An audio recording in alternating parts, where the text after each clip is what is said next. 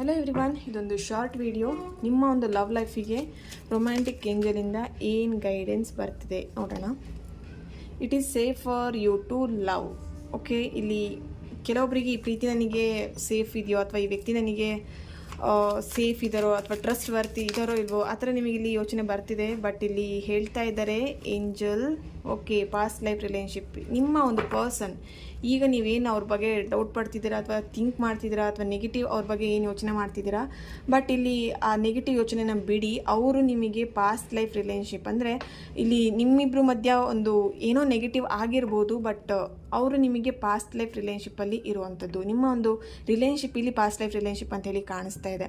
ಇಲ್ಲಿ ಕೆಲವೊಬ್ಬರಿಗೆ ಆ ಒಂದು ರಿಲೇಶನ್ಶಿಪ್ಪಿಂದ ನೀವು ಪಾಠ ಕಲಿತಿರ್ಬೋದು ಅಥವಾ ಒಂದು ಗುಡ್ ಎಕ್ಸ್ಪೀರಿಯನ್ಸ್ನ ನೀವು ಇಲ್ಲಿ ಮಾಡ್ತಾ ಇರ್ಬೋದು. ಇಲ್ಲಿ ಎರಡೂ ಕೂಡ ಎನರ್ಜಿ ನನಗೆ ಸಿಗ್ತಾ ಇದೆ.